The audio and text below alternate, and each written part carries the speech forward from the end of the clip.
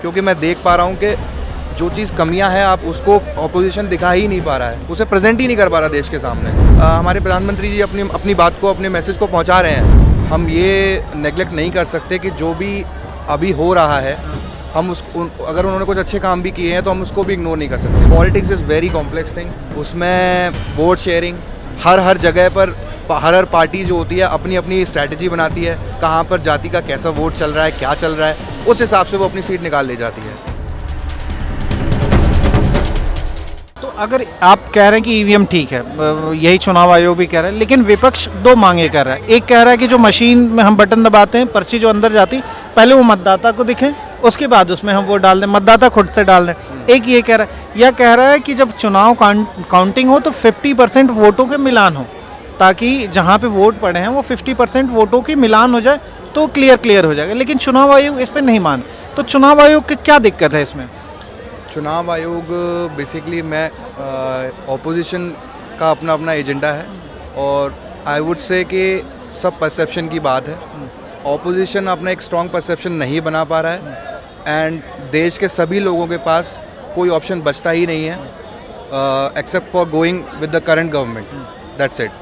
सी, ongoing government में भी बहुत सारे इश्यूज़ हैं, ठीक है, बट हम ये नेगलेक्ट नहीं कर सकते कि जो भी अभी हो रहा है, हम अगर उन्होंने कुछ अच्छे काम भी किए हैं तो हम उसको भी इग्नोर नहीं कर सकते। बट आई वुड से कि कुछ चीज़ें हो रही हैं, लाइक जैसे अभी आप बताओ, इलेक्टोरल बॉन्ड का नाम सुना होगा, बहुत चर्चा में है ना। तो जिस कारोबारी के ऊपर तो ईडी का रेट पड़ा, सीबीआई का रेट पड़ा, उसने अगले दिन बॉन्ड खरीद लिया, सरकार को चंदा दे दिया, अब उसके खिलाफ केस बंद हो गए।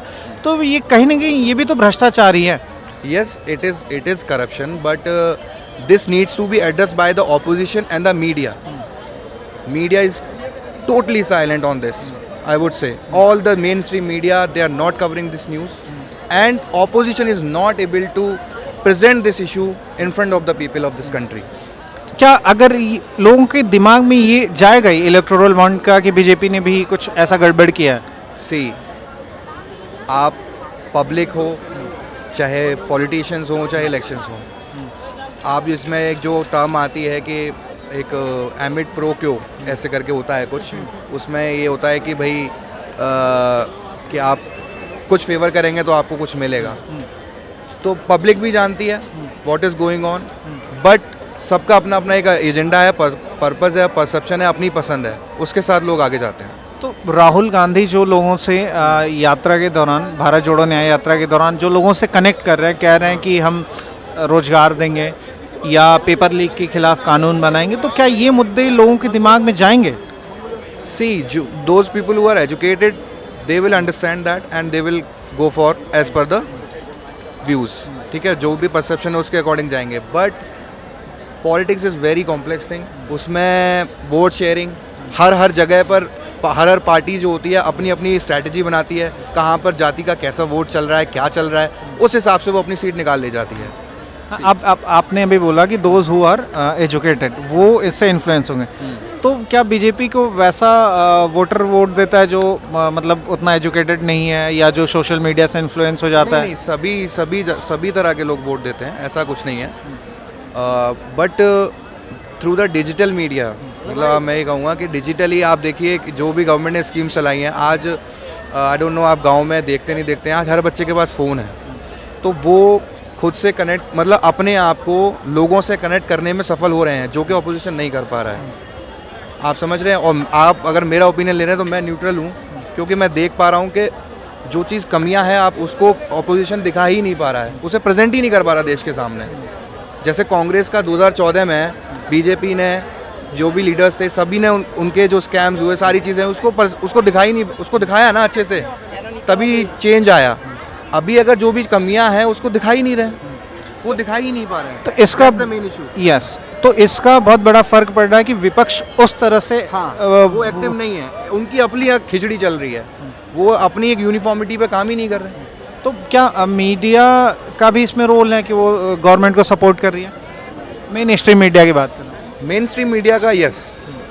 ऐसा क्यों लगता है आपको? कोई वजह हो, खास वजह? सी, आप पूरे दिन आप देख लो क्या चल रहा है, पूरे दिन जो भी चल रहा है बस सिंपल है, देख सकते हो आप न्यूज़पेपर में कोई अगर कंट्रोवर्शियल न्यूज़ आ जाती है अगले दिन वहाँ कुछ ना कुछ हो जाता है, तो बैक डोर में सारी चीज़ें चल रही हैं, उसमें कुछ नहीं है।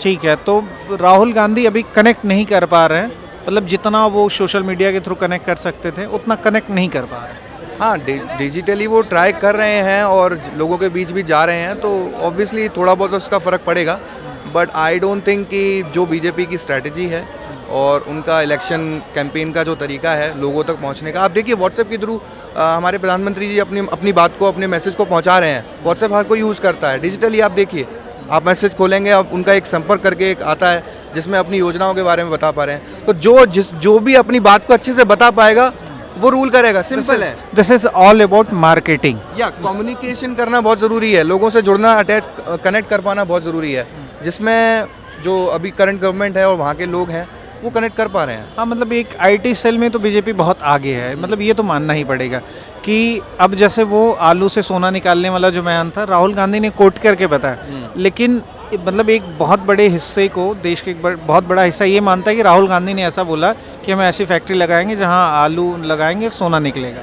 तो ये तो कमी तो है ही।